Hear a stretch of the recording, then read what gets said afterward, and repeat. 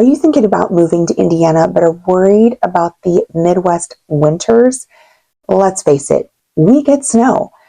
And I'm sure you're wondering, how cold does it get and how long does it stay cold?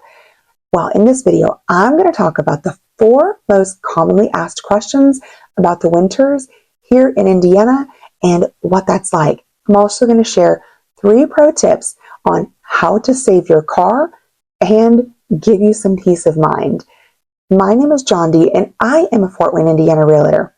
I relocated here in 2018 with my family of 5 from the West Coast. Now, on my channel, I talk about all things Fort Wayne, everything from shopping, eating here, where to hang out, as well as real estate. If you've been wanting to know how to sell your home and get the most amount of money, or how to purchase a home, I break down that process. So make sure you subscribe and hit the like button so you don't miss any of my other videos. The number 1 question on most people's minds when moving to Indiana is, how much snow do you get? Well, I want to show you a map. You need to understand that looking at this map, we actually live near Michigan. So we have what you call the lake effects. This is number 1. We have lake effects. Thankfully, we live far enough away from Lake Michigan that we don't get that much of the lake effects. What the heck is a lake effect? Well, you have the winds blowing in over the warmer water of Lake Michigan, and that causes moisture to build up, which causes snow. You get a lot of snow.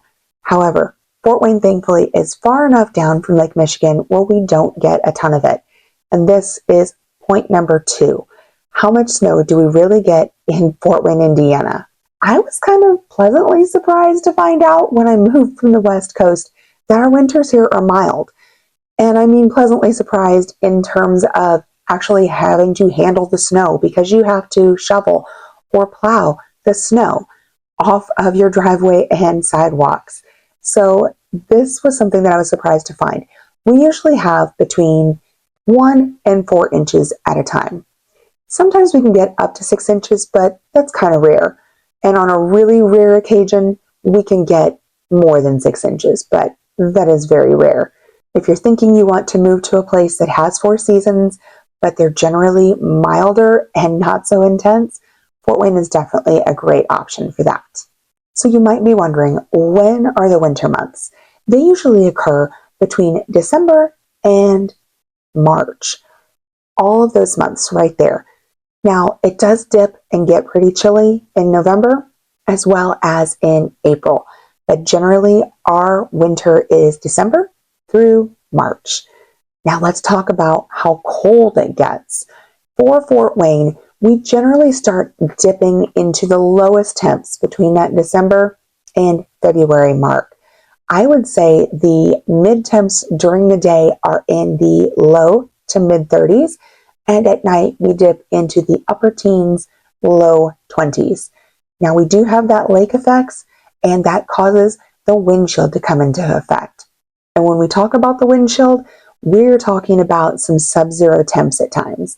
We could be hovering in the highs for the day of the teens, but we could be dipping into below 0 degrees at night.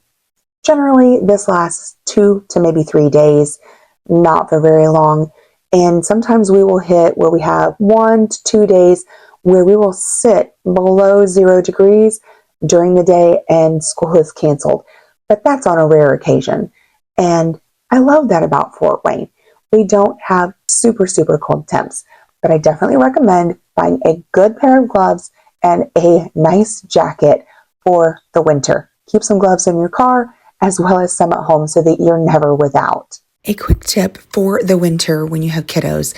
There are typically 3 to 4 snow days during the winter, and you're going to want to make sure that you either have childcare for your young school-aged kids or that you can work from home on those snow days, but take that into consideration if you're working. Here are my 3 pro tips if you're thinking of moving to the Fort Wayne, Indiana area. You want to protect your investment. So that vehicle that you're driving around, you want to protect it from the salt. They are salting the roads out here constantly so that it is safe to drive on. Well, as you're driving over the salt, it is flicking up underneath your vehicle and on the sides of your vehicle. This can cause rust damage. So we have car washes that you can drive through and it will actually wash the undercarriage of your car, and they can apply a sealant to help protect it. I recommend getting your car washed at least twice a month. There are a lot of places that have memberships and you can do them just through the winter months. My second pro tip is watching your gas. So in the winter, you can have condensation build up in your fuel lines if you allow the fuel to get down lower than half a tank. There's an old wives' tale that says to keep your tank at a half a tank. So this way it doesn't have that condensation that builds up, so that when we have those sub-freezing temps, it doesn't freeze your fuel lines.